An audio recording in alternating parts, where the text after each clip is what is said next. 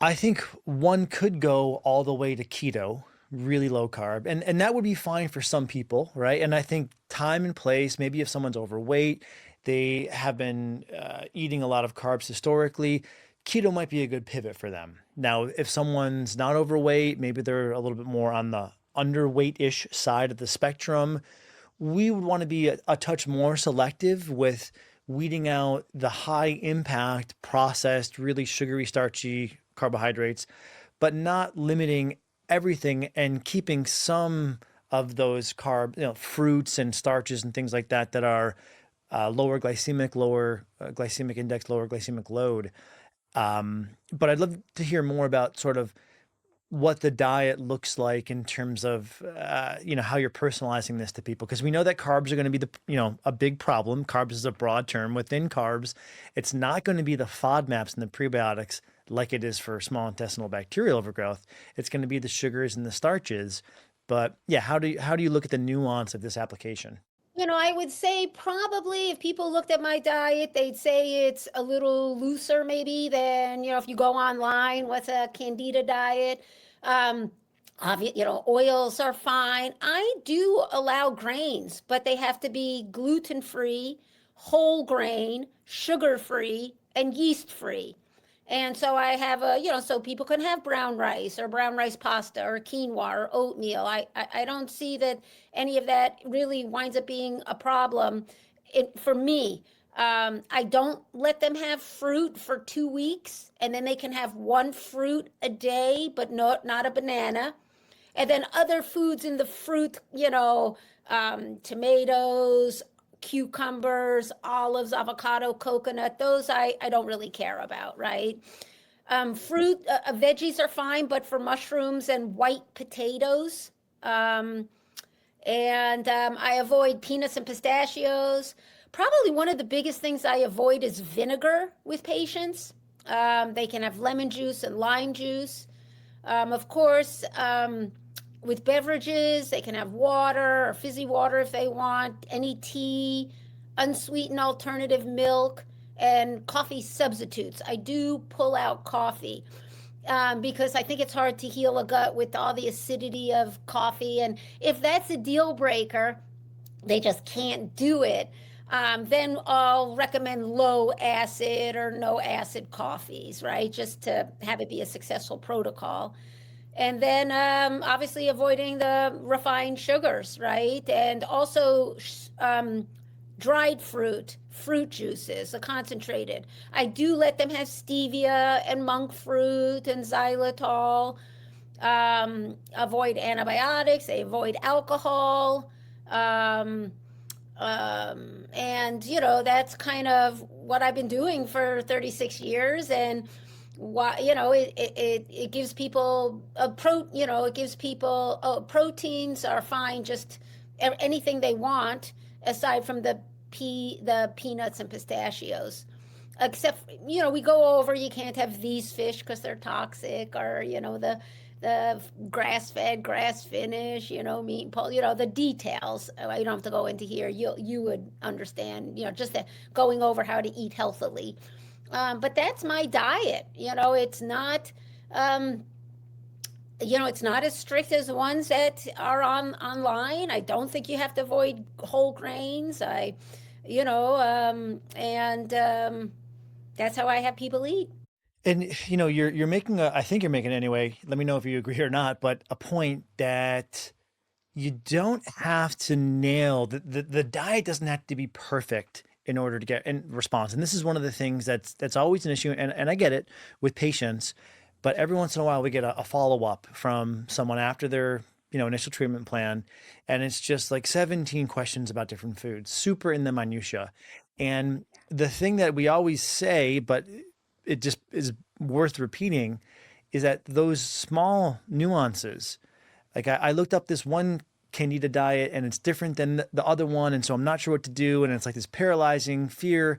Yeah. And so what I think we'd want people to know is those things don't matter. What matters are the things that are the biggest rocks, the most impactful issues from the diet, plus the herbals, plus the biofilm agents, plus the probiotics.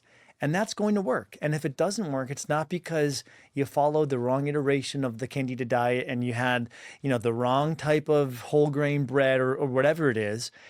It's, if it's not working, we're probably treating the wrong thing. And it can just alleviate so much stress, I think, for people if they understand that concept. Yeah, I agree. I mean, I've had also patients email back, what about this? What about that? What The about these whatabouts. Yeah, we call foods? them the whatabouts. Yeah. Yeah, the whatabouts, right? Yeah, exactly. So you're right. And like, honestly, two of the breads so I have a set of four breads that fit this diet because people like to have bread.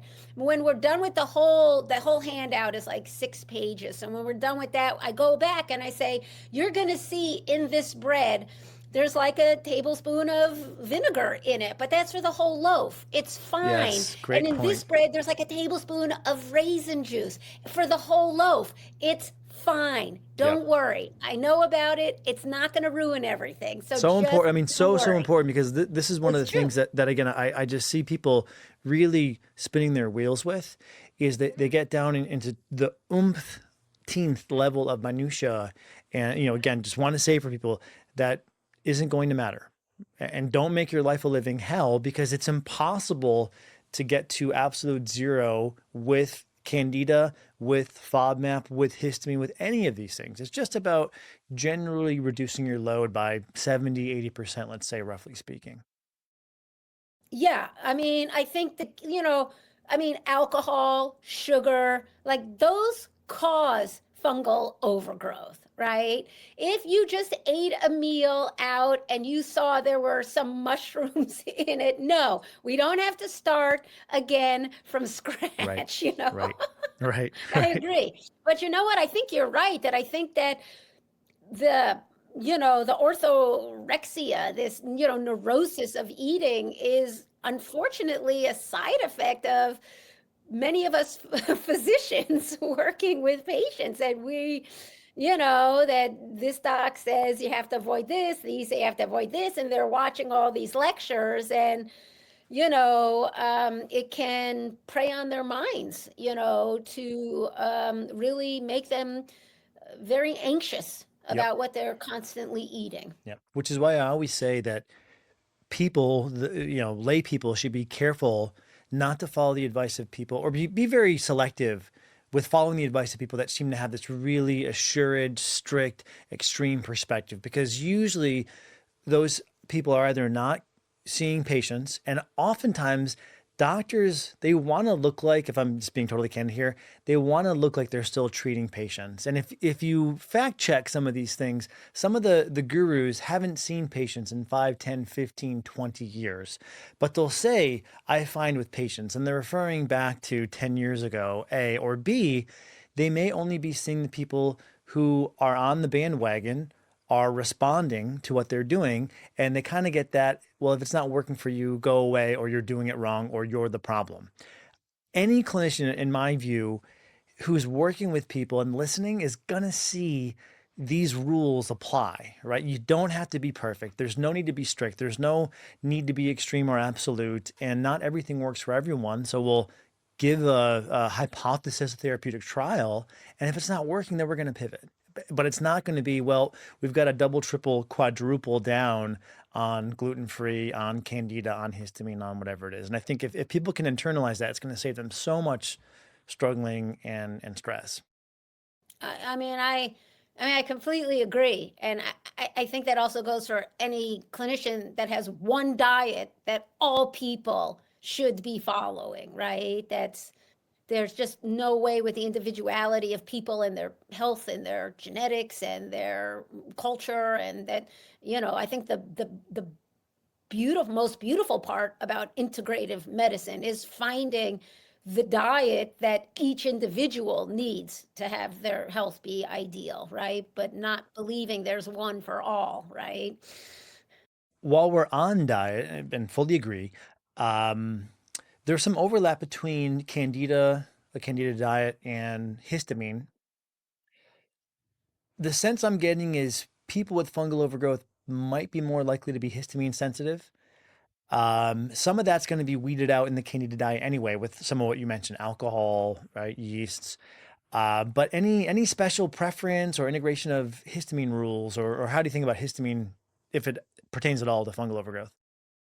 Um, I'm not going to incorporate them together to start with, right? I mean, if a person, I mean, with histamine, I certainly would be wanting to see just more food reactions along those lines. Not that I get brain fog, but I'm flushing, my nose is running, I'm allergic, there's more abdominal pain, and a little more what I would categorize for me, a little more histamine type of food reaction. So I think the fungal diet is really a lot for people just as it As it is, is. that protocol. So let's just do that for the month and, see what happens and Yep. then make adjustments as needed from there. Yeah, seems very practical. I would Um, say that's a good adjective for my medicine, for my practice. and it has to be. I mean, because if not, like I said, you can just really tie yourself into knots pretty quickly. Yeah.